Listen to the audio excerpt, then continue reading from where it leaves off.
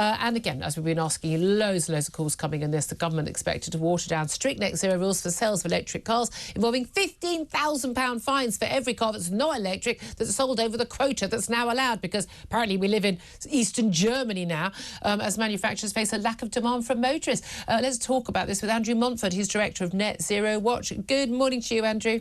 Good morning, Julia. Well, I mean, how many times have we discussed this, and how many times has it been rather obvious that, again, these net zero plans, these rules, these pledges, they do not survive basically any sort of dealings whatsoever with reality. People don't want to buy these things.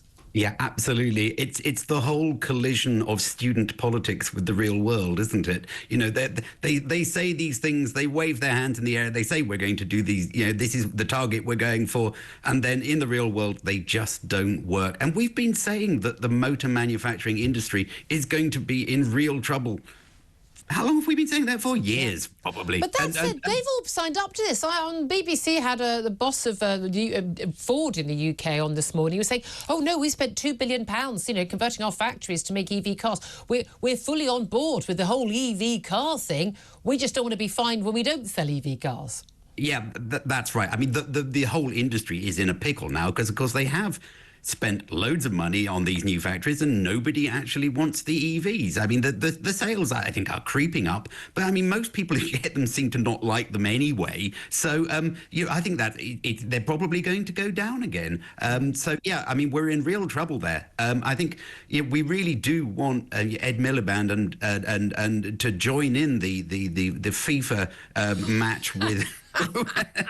If they could have a FIFA marathon lasting 5 years, that would be absolutely fantastic, wouldn't it? Well, keep them busy on that nonsense, so stop bothering us. But here's the thing, it's very, very simple. When we had, I mean, people always say, you know, the EV cars are effectively the Betamax of videos, aren't they? Where, you know, there's this battle between different brands, and we see this with mobile phones. You know, people, they didn't have to ban us from using certain, you know, selling certain mobile phones or encourage us with extra money or you have a voucher and the taxpayer will fund you buying a particular mobile phone. People bought the one that they wanted to buy. They were willing to pay extra for certain brands like iPhone because they believed, better. I mean, people make a choice in a capitalist free market economy for the right thing.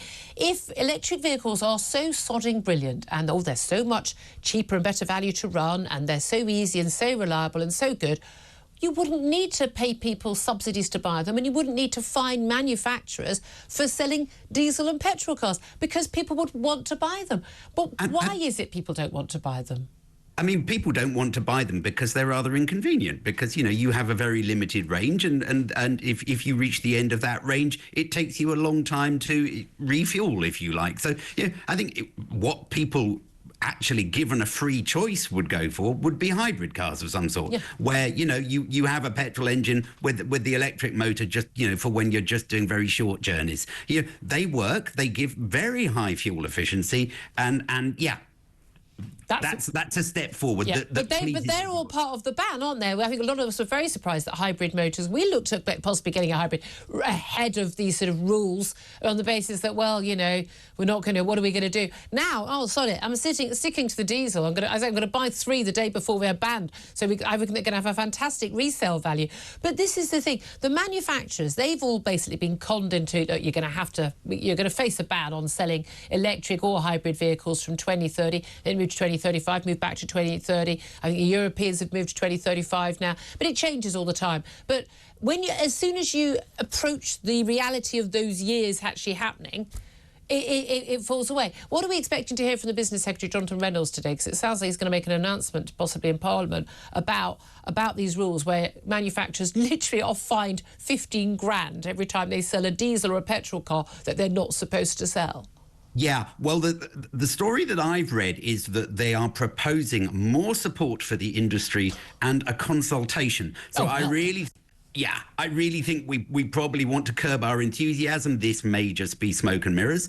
On the other hand, if in a few months' time we get another motor manufacturing company going under or a factory closure, then I think, you know, we're in a whole different ball game, because I don't think Mr. Miliband could survive that, could he? I mean, he is trashing the economy. Yeah. he's a lunatic, and yes. I mean, we are talking religious zealotry here. I still can't work out whether Keir Starmer's fully signed up to this or not, but at some point, as you say, when reality collides with net zero ideology, one of them's going to have to win, and I don't think the voters are going to choose net zero ideology.